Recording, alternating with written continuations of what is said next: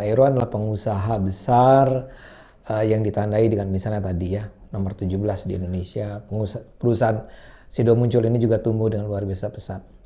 Saya ingin bertanya ke Pak Irwan untuk memberi penilaian tentang are we on the right track secara ekonomi Indonesia ini di bawah pemerintahan Jokowi 10 tahun terakhir ke depan. Apakah Bapak optimistis Indonesia akan bisa menjadi salah satu 5 raksasa dunia dalam beberapa tahun ke depan?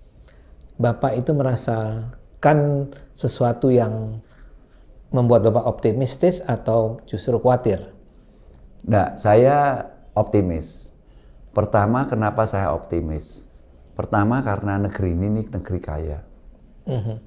Kalau nggak punya apa-apa, ya saya bisa bilang ya berat gitu ya. Tapi negeri ini negeri kaya, sumber daya alamnya hebat, bahkan sumber air.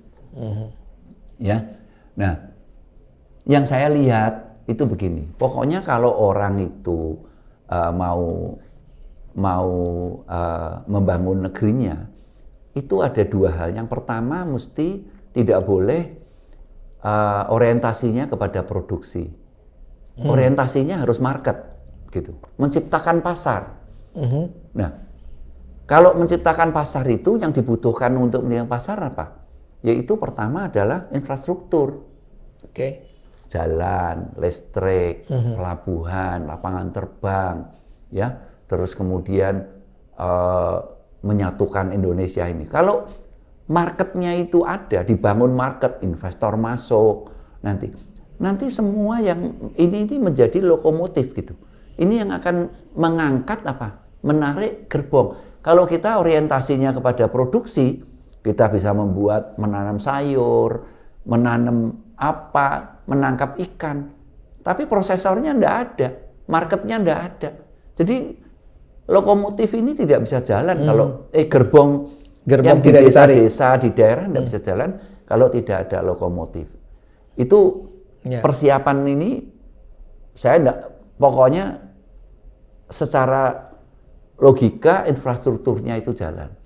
Yang kedua adalah artinya Bapak melihat di era sekarang ini apa yang disyaratkan untuk maksudnya kalau sebagai pengusaha pandangan saya itu orientasinya kepada market. Market itu apa? Ya harus ada infrastruktur. Sekarang dibangun sudah hampir ngomong aja 70% lah. 60%, 70%. Yang kedua, regulasi. Regulasinya itu ya sangat banyak aturannya, tumpang tindih. Makanya pemerintah membuat Undang-Undang Cipta Kerja. Nah, undang-undang ini penuh dengan kontroversi, tapi akhirnya kan disetujuin. Nah, saya berharap kalau undang-undang ini jadi, ya. Terus yang ketiga adalah kepada bumi. Jadi pemerintah itu pada bumi, lingkungan. Jadi pemerintah ini tidak membangun ekonomi, dia membangun ekonomi, tapi dia mempersiapkan, dia care sama bumi. Contohnya ini ya adalah mengelola sumber air. Sekarang ini kan banyak dibangun nih tempat-tempat bendungan-bendungan. Sebab tempat di mana ada air, di situ tidak ada kemiskinan. Ya. Terus kemudian pemerintah juga membangun, menciptakan undang-undang lingkungan hidupnya. Pemerintah juga mulai care ke situ, ditertibin dengan baik. Salah satu penertibannya apa? Bukan cuma menghukum, tapi juga mendorong gitu. Salah satunya adalah proper terhadap lingkungan.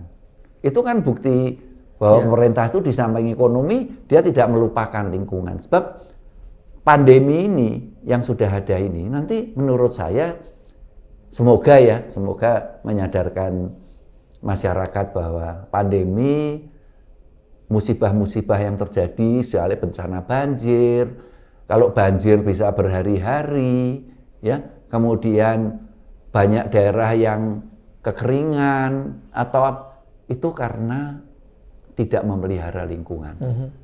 Dan ke depan saya membayangkan ya, Indonesia yang nanti menggunakan transportasi massalnya semua berbasis listrik. Mobil juga sudah mulai.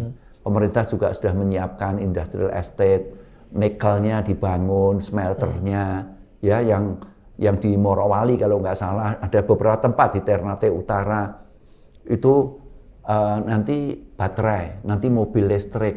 Dan nanti kalau panas bumi ini menurun karena lingkungannya tambah baik, ya orang tambah sehat. Ya toh, lingkungannya tambah baik. Saya sih optimis. Ya. Tapi salah satu karena dikerjakan dengan benar dan didukung sama sumber daya alam. Nah, kita ini kan negeri yang orang yang ya karena saking kayanya kita ini jadi manja gitu. Ya. Coba kalau diperhatiin, semua yang diawetkan bukan hasil dari negeri ini. Semua datang dari negeri-negeri yang musim dingin. Ya toh, kecap, tahu, ya tempe, noodles, itu kan diawetkan, makanan olahan semua. Karena apa? Karena negerinya ada musim dingin. Ya, negeri yang seperti ini, kita kalau pengen itu malah gini, motong ini ya ngambil cabai langsung diulek, nggak boleh beli di pasar. Loh, saking hebatnya negeri ini. Tapi itu salah satu yang saya yakinin Indonesia lebih baik. Kalau orang bilang nanti 2030, ya saya berharap 2026 lah. Amin. Nah, 2026 tahun nanti Pak Jokowi selesai, penerusnya ini lebih hebat dari Pak Jokowi. Pastilah. Mudah-mudahan Pak Irwan. Karena kompetisi itu nanti yang akan membuat negeri ini lebih baik. Siap. Pak Irwan, kita terima kasih sekali. Pak Irwan sudah mau menerima kami dan terus terang kami belajar banyak dan mudah-mudahan ini bisa memberi inspirasi buat para penonton Cokro TV. Pak Irwan sehat terus, mudah-mudahan sukses bisnisnya lebih lanjut supaya kita bisa bangun Indonesia lebih baik. Terima kasih penonton Cokro TV.